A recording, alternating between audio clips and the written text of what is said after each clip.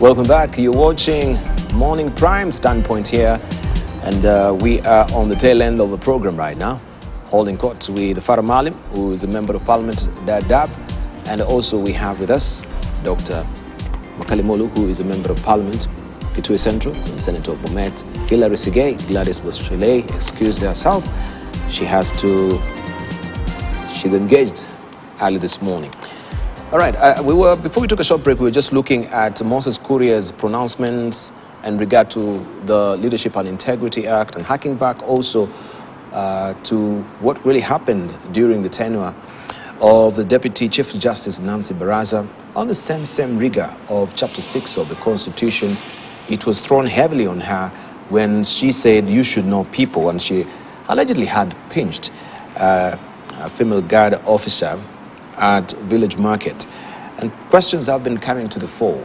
If we were using the same rigor and the gravitas of the Constitution when it was just newly promulgated, why is it that affected now on some of the leaders that have been going awry in terms of their pronouncements, in terms of the expletives, and even head speech at the end of the day? And Farah Malim was taking us back also to that particular time with Nancy Baraza. You say she was unfairly dismissed? Very unfairly dismissed. Or treated? She was not dismissed, she resigned. And then she opted out. She opted out herself. And she was a steamroller. She was headstrong for everybody's comfort, including the system that was in play there. By the way, everybody knew that there was going to be an election. There's going to be a petition, presidential petition. And Nancy Baraza was one person you could not easily predict into a box somewhere and sway. She was going to take a very independent position, and she didn't have friends.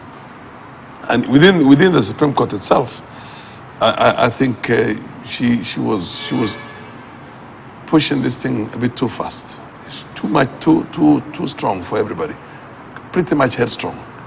And then basically this unfortunate incident happens, but nobody captured it on CCTV, her pinching anybody.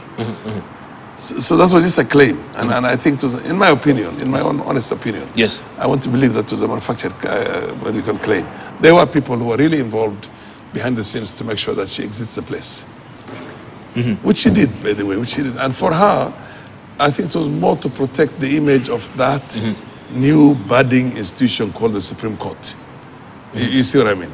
And from any ridicule, and just opt out and say, let the institution proceed on and move on. I personally have very little regard for the manner in which she was moved out. I mean, it was not good. Thank you. But she moved on. She went straight away to teaching. She completed a PhD program. She's, I believe, a professor now in the university, in the School of Law, and is supervising PhD students. Thank you. So you can imagine how far. Right, thank you. Yeah. But of course, we are discussing this in light of the wasted billions. What are we going to do?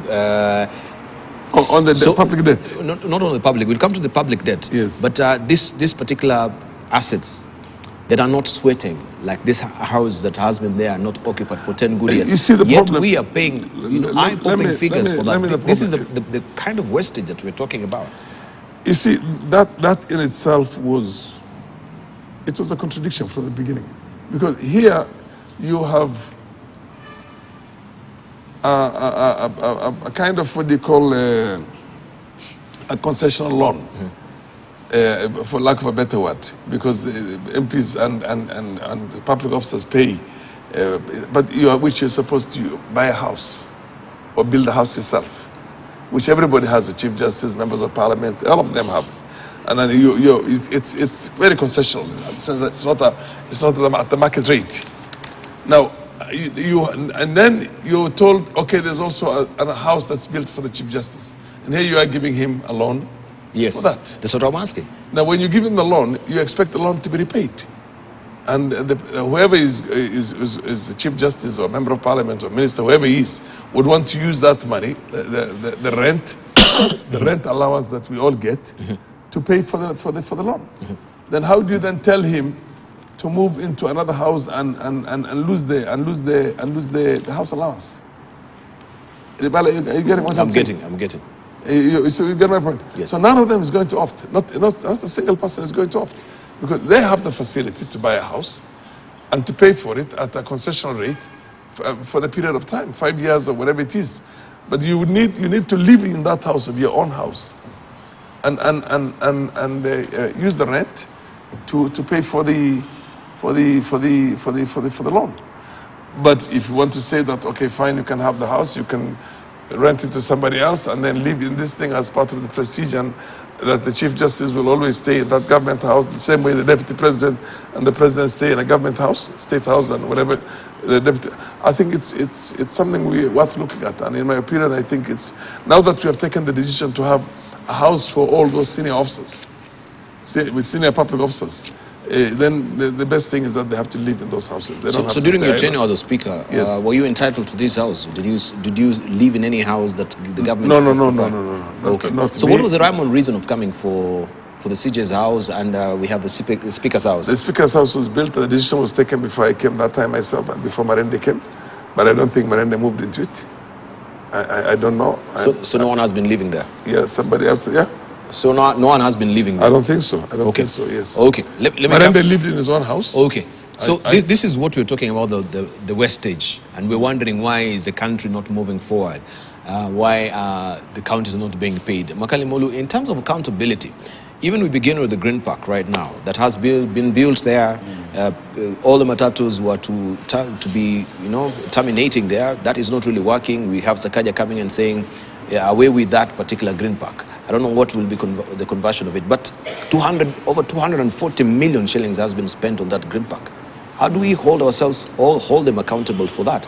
Because they came all to power, or the current governorship of Nairobi. We have 50 billion shillings as loan that NMS has left to Nairobi County government. Part of which is some of these projects that are really unwarranted. Why were they doing it on loans? If they know these are just they're just what do they call white elephants and dead stocks that now is not really being used. You know, Balu, I've said many times in this show, and that's why you see some of us who are not very comfortable with the finance bill, because we have always said that this country, we have totally ignored the expenditure side of the equation, and we're always focusing on revenue generation. We hardly take time to think about, after we get the money, how are we spending this money? Look at what you are reporting. A project worth 250 million, which has been implemented, and now, even before we start using it, we are saying we are demolishing it again to start afresh. You know, what we require. Well, they've not really said they're demolishing. Maybe it will be repurposed. That's what is in one of the dailies. people today. Okay. They are saying actually now. They want to demolish it. Yeah, they're saying they're demolishing to come up with a new structure. You remember, Governor said he's doing a conference facility there, a big conference facility there. So to me, the issue is, and we have always said this anytime we are doing budgets, that one thing we have never gotten correct as a country, because this is not unique to any regime as a country, is that before we get money to do projects, under normal circumstances, and because people have gone to school, you are supposed to carry out feasibility studies, access viability of projects, work on their return process. How long will they be able to, if it's a commercial venture, how long will it take to recover your money and all these things? But you know, this initially we used to have, I think when I used to be in Treasury, we used to have what we call public investment programs, where you get each program and you do a proper analysis of that program and see whether it is viable and whether it's going to be of benefit to Kenyans. There are some which will have commercial viability. There are some which will have social viability, that you may not make money, but socially they make sense to be implemented. And that's where we have a gap. So even as you read through these things, I think as a country we need to say, where are we spending our money after we collected from Kenyans? Like now we are going to collect taxes. But how are we applying these taxes And we have said many times, before you apply the taxes, it's important you'll have conducted the due diligence in terms of project management, planning, project planning, analysis, and all that. So that at the end of the day, Kenyans get value for their money. Could it be socially? Could it be commercial? So that, for example, if you do hospitals, and good hospitals, there's a social benefit because people will be treated and they can become more productive and all those things. But all said and done, I think that's a problem we have to live with for now. And for me, I always insist, let's for the time being, start looking more at how are we spending our money and not more at how are we collecting the money from Kenyans. Because you collect money through taxes, but it's also good to apply the money well. And actually, if we apply our money well, I can tell you for sure, this country might have very minimal reason to borrow. If we applied our money well, we might have minimal reason to borrow. Yeah, Sigei, I wanted to know, so 250 million shillings, we just let it go like that? There has to be a sort of accountability to it. So we can't just wake up one day as a government and you say, we're going with this particular asset, so we want to demolish it and put up, a conference facility. There has to be a process, isn't it? It's true. Yes, it's in terms true of accountability, then we need to know how this 250 million shillings was arrived at. Yes. If it was borrowed, what was the approval? Somebody has to pay somewhere. It is true, Dibal, that it's disheartening to see how public resources, how the taxpayers' hard-earned money is wasted in some of these projects and some of the decisions that any other government does invest in such projects like the one with which now we are staring at it being brought down, and a loss of 250 million Kenya shillings just gone down like that. The background story about it is what we earlier on spoke in terms of NMS having been in office, issues to do with court matters. Remember, there were a lot of court cases which actually were filed challenging the constitutionality of the Nairobi Metropolitan Services. Remember, the context was this element of public participation, which is very key. And a number of people have gone to court to seek to clarify to what extent do we have to be involved in public participation in a number of decisions being made and investments of public resources. Yes. Same case applies to this particular one. The much question that we can ask ourselves is the decision by the current administration to say we want to abandon this project and invest elsewhere and invest something else here without necessarily putting into consideration the investment that went into office. I am not aware of any public participation that really people have said, look, it is indeed a project that we did not approve. Whether or not NMS had involved the public in the initial investment is a different story. We had, on the one hand, the challenge on the NMS. On the other hand, the courts at some point declared it was properly in office doing what the deed had given, the deed of transfer functions of the county government of Nairobi to it was to be done. And I think they regularized it following a judgment from the High Court. And therefore, the project was conceived, the project was implemented. Unfortunately, the project was never put into use. And I think that is the basis of the decision now by the current administration to say, look, we want to now demolish it and put another investment, which me and you, Dibal, of course, are going to sit back and watch and see whether this will be now prudent use of resources. Unfortunately, the question that we've asked is answered well by what we earlier on had discussed, the culture of Kenyans where public resources are public resources. All this, Dibal, I believe, entirely depends on the top. When the leadership is there and is giving a guide, is giving directions on the utilization of public resources, I believe the bottom, the one who is below, the person implementing it will always work towards ensuring that he achieves that which the top is asking the public to do. And the good example of the Speaker's residence, the Deputy President's residence, we always get that choice to say, I need my house allowance in my account. I don't have to pay, or rather, I don't have to live in a certain house. If we had that policy, I believe, as far as I said, I do not know the story behind the historical bit of the Speaker's residence.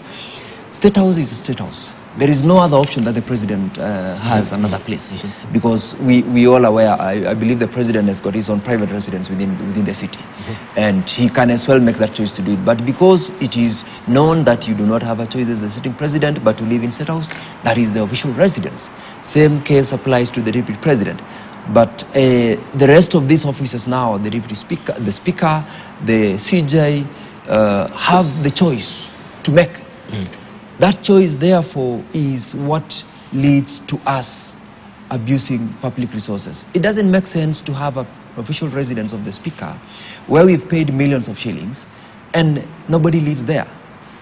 I wouldn't actually say nobody lives there. I'm very sure there is a Kenyan who is living in that house, or there is a Kenyan who has rented that house, either an official within parliament. No, that's not true. They say they only hold meetings in that particular facility. There's no Kenyan who's living there. Nobody's living there. Yes.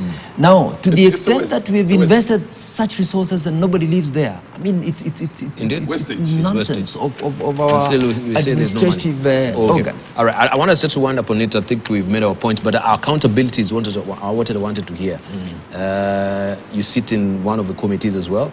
Yes. In terms of following through with these things that I've highlighted, what will be the beginning point? No, I think the beginning point is, as I said earlier, that, any government expenditure at the end of the financial year is audited by Auditor General. And Auditor General tables a report in the House. So whether it is if it's mainstream ministries, the reports go to Public Accounts Committee. If it is public parastatals and other agencies, they go to the PIC. And PIC now we have several public investment committees. I think there are 4 in number. Yes. So depending on which sector, there will be reports will be tabled in those different committees. And I think what we need now is we need to have a process where the audit reports by Auditor General and our committee reports, parliamentary committee reports, then are harmonized. And what we have always said, which has never happened, is that harmonization should lead to the process informing the budget making process. So if a department or a parastatal has been found to have misappropriated or misdirected resources, then as you do the next budget, then you punish them by not giving them more budget. And I think if we start now doing that process that way, at the end of the day, Kenyans will get value for money.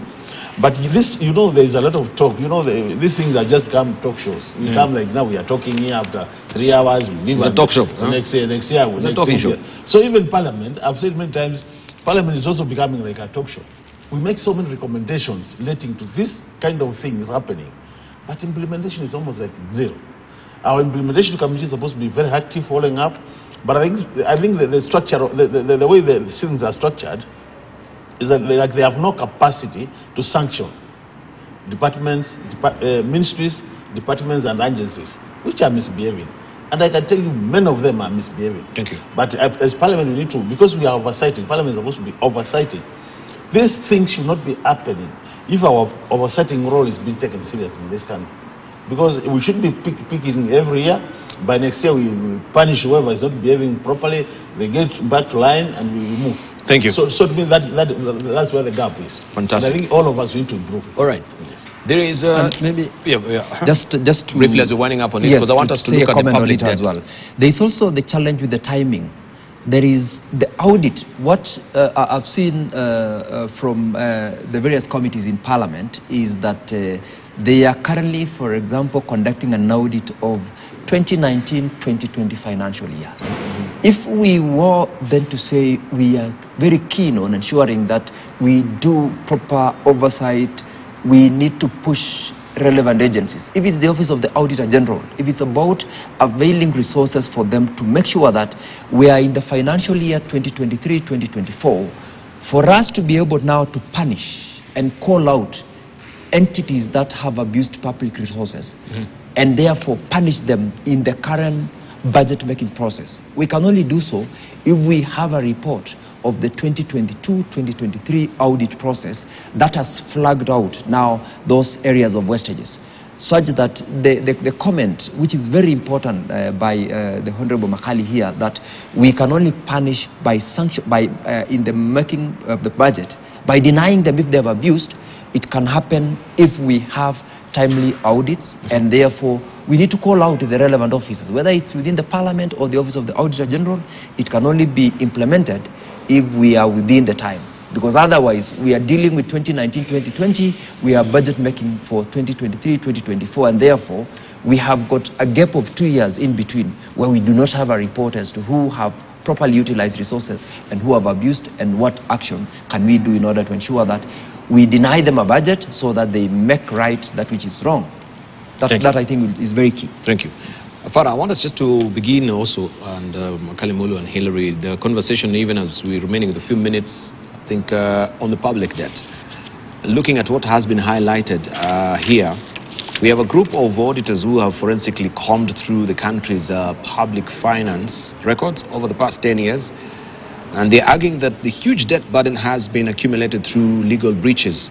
And there is no evidence the loans went to specific development projects. And here is actually the list as you can see it. I won't go through it, the whole of it, because of time. But looking at the total, the financial years 2014, beginning there 2015, public debt as per CBK data was 458 billion shillings. The amount not authorized by the Appropriation Act, and this is where we began the show by asking the Appropriations Act and the Finance Bill, which was coming before, was the President holding the Appropriation Act, the MPs were being shoehorned so that they will vote for the bill, which was not approved or authorized by the Appropriation Act, was 322 billion shillings. 2015, 2016, 789 billion shillings. What was not approved, 508 billion shillings. All that is accumulating up to 2022, last year, to 4 trillion shillings, not approved. Public debt as CBK data that was approved here, 6.1 trillion shillings. Public data published by CBK, an amount not authorized by Parliament. Question is, if you are talking about the public debt and this is not approved by Parliament, because you've been talking about Article 233. Why should the public pay this money? It was not approved, right? It was not. Why should we pay for it? Farah Malim. So this is how the debt has been accumulating since Jomo Kenyatta and Daniel Arap Moi, 633 billion. It rose to 1.79 trillion shillings during Mwai Kibaki's tenure. Uhuru Kenyatta, 8.7 trillion shillings. And now with Uhuru Kenyatta, with Dr. William Ruto, 9.39 trillion shillings. We're talking about 690 billion shillings in 6 months with the current administration. Yeah, there is need, in my opinion, to have a forensic audit right from independence until today on exactly how public debt was incurred, why it was incurred, and what do we have to show for both financial and project audit. You'll be surprised 70-80% of it has gone into, 60% of it at least has gone into private pockets. Eurobond, for example, where has Eurobond gone? And when the auditor said he wanted to go to the US to go and follow the trail, the money trail itself, he was admonished in a public place by none other than the president. In the State House. In the State House. Admonished. Just imagine an auditor being admonished by his own president for doing what he's supposed to do, what he's employed to do. So that tells you a lot. That money ended in private pockets. Let's get the facts. Let's find out exactly the money trade in all these issues, and then tell those who are living and who stole the money to return it. Those who have died and stole the money, we go for the estates. But the problem question is, Farah, why should we as taxpayers pay for monies that were not approved by Parliament? Absolutely. Because that's a process. Because executive is the one which has been incurring these things. Executive is the one which has been borrowing. Executive is the one which has been misusing. And they bypassed Parliament. I think they got under your Parliament, under the 11th Parliament, they somehow got away with something. I think Uhuru brought in an amendment to that. Yeah, they change the ceilings. They change the ceilings. Keep on ceiling. Yeah, but then again, Changing. the reference and approval from Parliament itself was also done away with. I don't know how they did it. Yeah, and this is the issues we wanted to talk about. The question of debt ceiling to the GDP. Why is it a moving target? And we were trying to cap it to try and stem this sort of wastage that actually the Kenyans are actually experiencing right now. I don't have a problem myself with debts. You know, the debt to GDP ratio, the Japanese debt to GDP ratio is 263%. Although 44% of that is domestic. But I think for me, and many of the developed countries, including the US right now, what you call GDP is about 225 trillion or 24 trillion, and the total debt the Americans have is 36 trillion. yeah, 6 trillion. US dollars, not Kenyan shillings, US dollars. So basically they are way 150 or 160%. So GDP for us, if we're going to do it at that percentage, it's a good thing because we have capped that. I don't know how much it's going to affect our own ambitious development programs that we can put in place. But it being a moving target, that's the question. How then do you say it's a ceiling? I've never seen a ceiling which is amorphous. Like in this building, tomorrow it will be come to another shape. Because of the GDP now it changes. There's nothing like that. When we have a moving target, what is it really informing the moving target? And people, the economists, even themselves, they've always said that GDP is not the best metrics of measuring the economy of a country. It doesn't give the true reflection. Maybe we go to the purchasing power parity or the Gini coefficient. You're an economist. Again, that's what I wanted to explain to Bao, that I have no problem with us auditing our public debt stock, but I think for your information, I am the vice chair of the new Committee of Public Debt and Privatization. So I'm the new chair? I am the vice chair. Oh, vice chair. Oh, Yeah. vice chair. Okay. So I have a lot of information in matters public debt. And I just want to tell you that from this analysis, which is on the Saturday newspaper, this analysis is wrong from the word go. The analysis is wrong? It's wrong. And I wish the people who wrote this article would have gotten the right information. And I just want to help you so that we know it's wrong. But that doesn't mean the figures. What I mean, no, you're talking about the figures here. No, not the figures. Just the context, the grounding of this analysis. Why it's wrong? I want to tell you. If you look at the Constitution, Article 221, okay, 221, 7. Just if you look at that, 7, and I want to read, it says the appropriation bill mentioned in clause 6. Before we do a budget, there is also an appropriation bill, which becomes an act. And this is the act now they are quoting here. Which you had not done. No, it's done. Did you do an appropriation? It's already done. And it's done every year. No. I'd asked you before. Yes. That was a bone of contentions where you see this is what the appropriation. No, it was passed. No, it was passed last week. You remember? It was passed last week. When last week? When? Yeah, last week. When? Actually, before the finance bill or immediately after the finance bill. Yeah, that's the issue. Immediately after the finance bill. Yes. So it's supposed to come before the finance bill, isn't it? Normally, I want to explain to you, and that's why it's important. It's important we get these things right. You know, if the Appropriation Act is a result of appropriation bill, which is debated by Parliament and passed. So I want now to help you understand why this ground, the context under which these figures is done is wrong. If you read that clause, it says the appropriation bill mentioned in the clause 6 above shall not include expenditures that are charged on the consolidated fund by this constitution or an act of Parliament. Now what that means is payments, public debt payments or expenditure do not appear in the Appropriation Act because they are directly charged to the Consolidated Fund Services.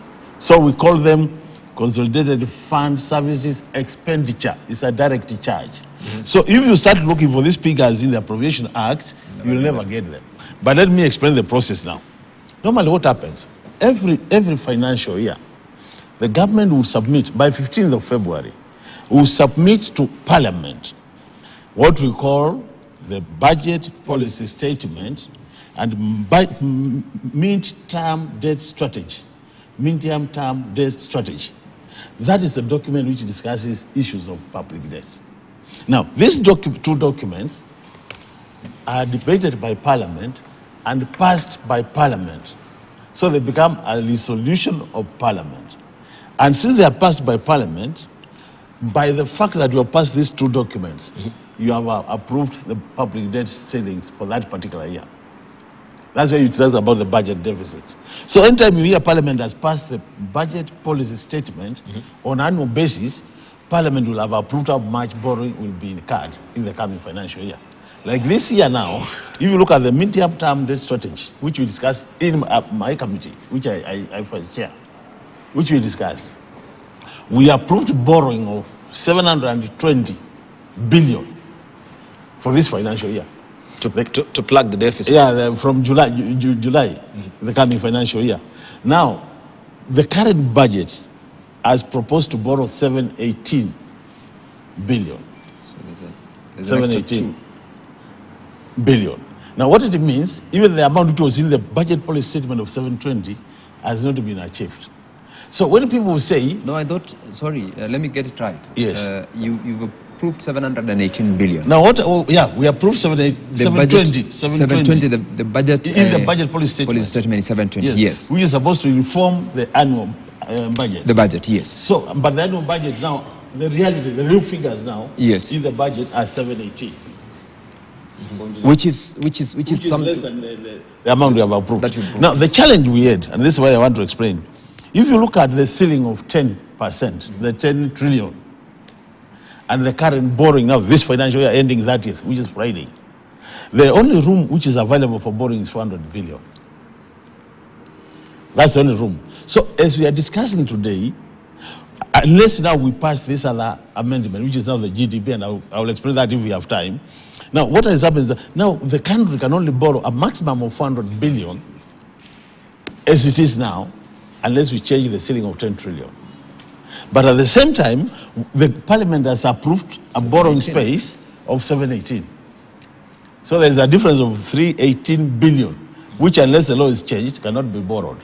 So if we don't change the law at all, then you have to scale down your programs by 318 billion. Why were you making the ceiling of a law in the first place? Because you were intending not to borrow more. That's what I'm telling you now. That's what the thing is now. Because you know, when the government came to power, they said they will not be borrowing more.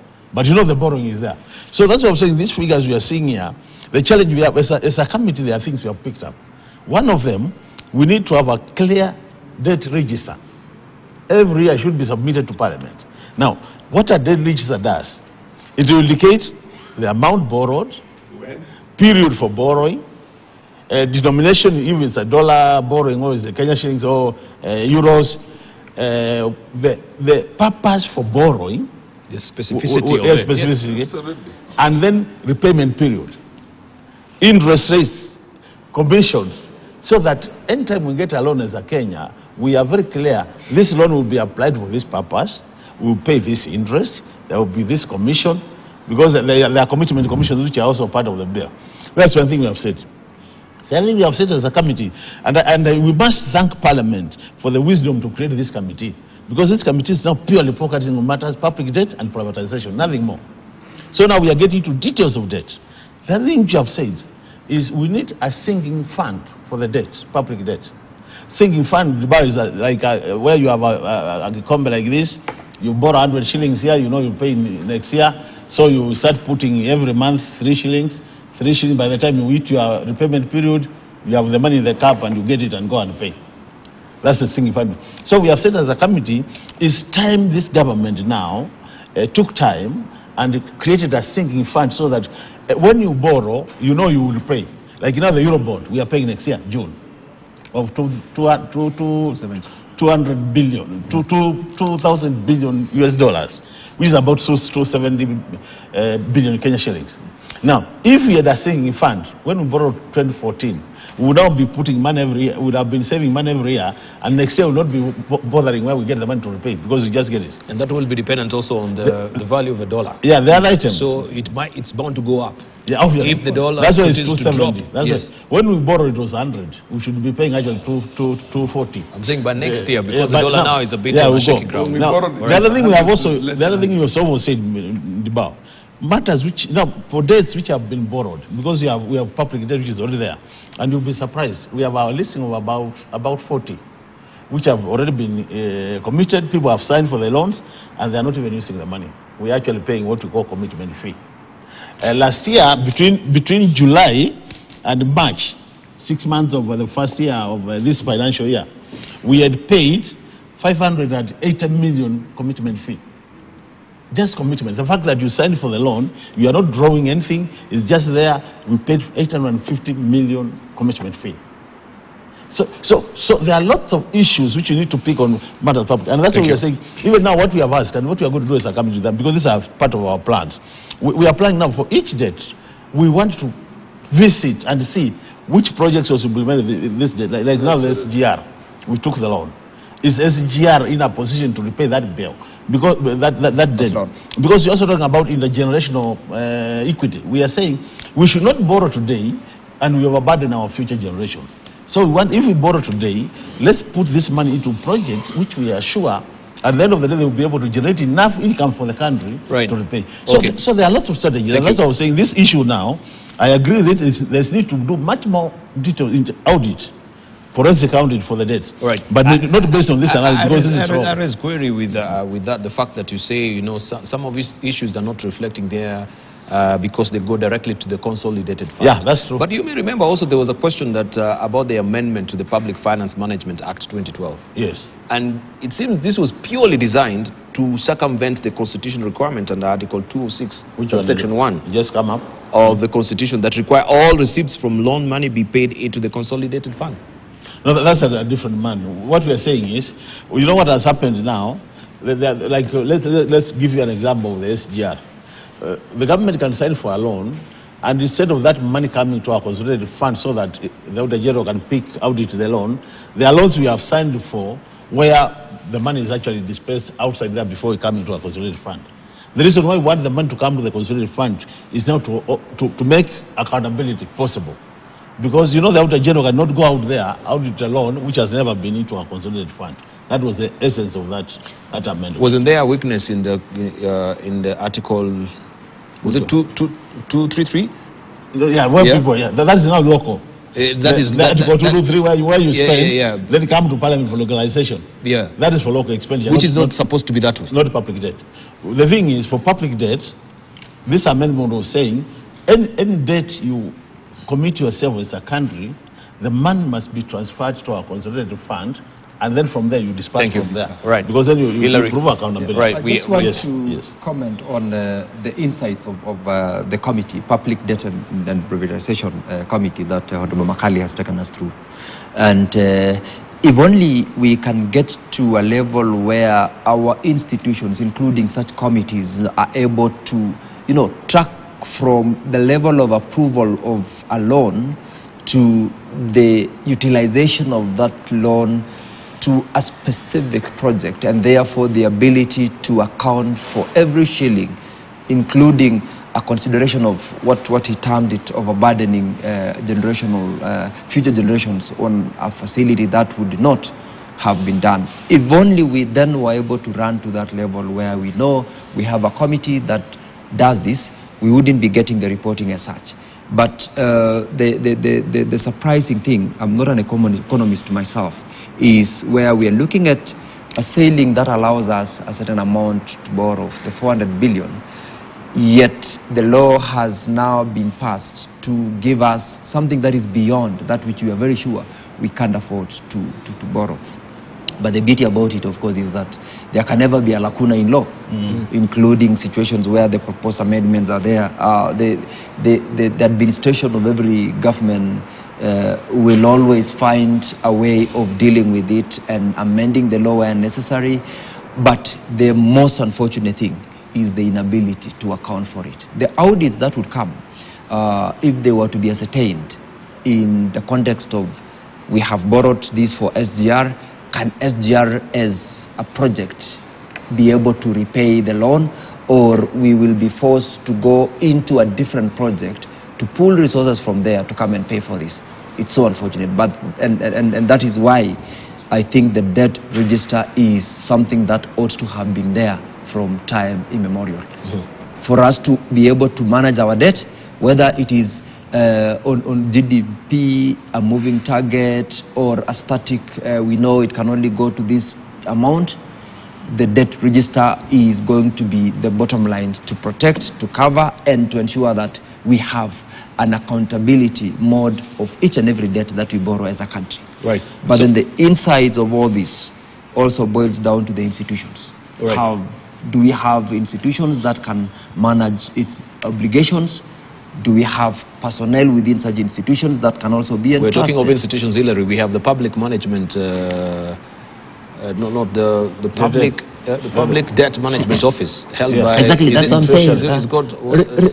Remember the struggles that we had in the previous regime, Dibala, about state capture, where as a parliament, you probably can't do much because as an institution, you are not independent to do the constitutional mandate that you have.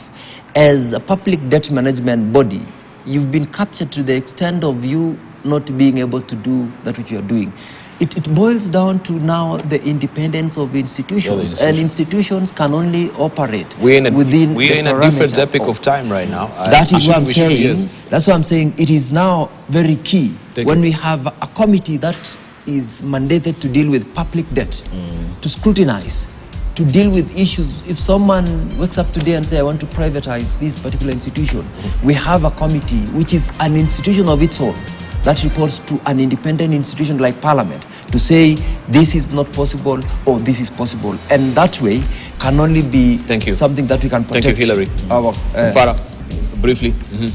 No, my position is very clear. We are in a serious confusion as far as our public debt is concerned. And not only the constitutional and the legal regimes that occasionally might contradict, but in addition to that, also the practice itself. Over all these years, there has never been a public parliamentary audit on that. And now is when we're trying to do catch-up, you know what I mean? Play catch-up. But we need a much more specialized investigative audit and all that put together to do this forensic audit to tell us exactly how much our public debt has been throughout since independence. What were exactly, as you put it, Makari puts it, what was it acquired for in the first place? What was the interest rate? Where is the project for which it had been borrowed in the first place? I mean, we need to do this very thoroughly to understand exactly where these loopholes were, because by and large, more than 60–50% of that is gone, and nobody can account for it. You know, from Kendren, we are paying for Kendren as recent as when? Have we completed paying for Kendren? You know, most loans will take about 30 years for repayment, for 30–40. So most of them we are still paying. We're still paying. It's, you know, Kendren, there's the Africa Games. You know, there are lots of loans we are paying. Lots of loans we are paying. Things that essentially hot air, essentially. You know, it wasn't. Thank you. The thing was not there. Let's discuss the Al-Shabaab issue. I think that's very, very important. Because now we're looking at the time, it's 8:50. Yes. Can we pick up Al-Shabaab next week? If you don't mind, we'll begin with you. Yeah, because I think that one you need more time so that I don't really rush. There is a niggling worry, and I hope that we can do that next week. My time is up. But as my closing remarks on this please. In this one is that we are in a serious security situation right now. Al-Shabaab is literally taking over the north. You see what I mean? And the contiguous districts of Lamu, Tana River, Kitui. Finally, I don't think they've reached Kitui so far, but they will in time reach. So it's important for us to seriously discuss the debate this at some stage, and make it a public issue, make it a concern of every Kenyan, and find ways to get it. Well, one thing is that we cannot use the traditional modern way of trying to run after them with Armory, with armored vehicles. With armored vehicles, with helicopters, and, I mean, or rather, the hardcore power. It has to be basically you track them on foot. Thank you. You track them on foot and smoke them out wherever they are. Farah, allow me just to butt in on that, because we'll pick up on it next week. Okay. And let's just get your closing remarks, Dr. Makali. Just before my closing remarks, the issue of the public debt also. No, let's leave it at that, because now I'm being hounded out of the studio. It's important I mention this. The other thing we'll also be pursuing as a committee is application. It must be equitable application across the country, so that, because most of this is being applied to different regions. Okay. But as I close, the finance bill has now been passed. It's now implementation. So let's see how the implementation takes place, and then we'll be able to discuss later. Tomorrow in the streets as well. I don't know. I topic for next week, because now we don't have time. Thank you. The Al-Shabaab story, return of terror, the headline in the Daily Nation. It's a serious issue. I buried one of the gallant soldiers over the weekend who was a victim of the attacks. He was a victim, one of the two? He was a victim of the attacks, yes, okay. in my county, in Bomet County, a gentleman called Private Justice Tor. A very young Kenyan who served for only 1 year, 5 months in Samai ward. It's so painful when you have this, and it's something that we must deal with. I'm sure it's something that must be put as a priority item. Thank you. The CS relevant ministry, Professor Kindiki, should prioritize this. It is much more important than anything else. Thank you. Right, thank you. Borders. Opening of the borders. Yeah. That's the question I asked you. Did the opening of the borders really? Yeah, exactly. The borders are not open yet. Not open yet. We'll find out that next week. Thank you. Thank you so much. Opening of the borders is going. I need to go. Thank you, gentlemen. I really appreciate, on behalf also of Gladys Boschole, for that very immersive discussion we've had this morning, and thank you for your valid company watching Standpoint here on the Morning Prime. Next week we probe this terrorist attack, also on Wednesday with Global Today with our panelists.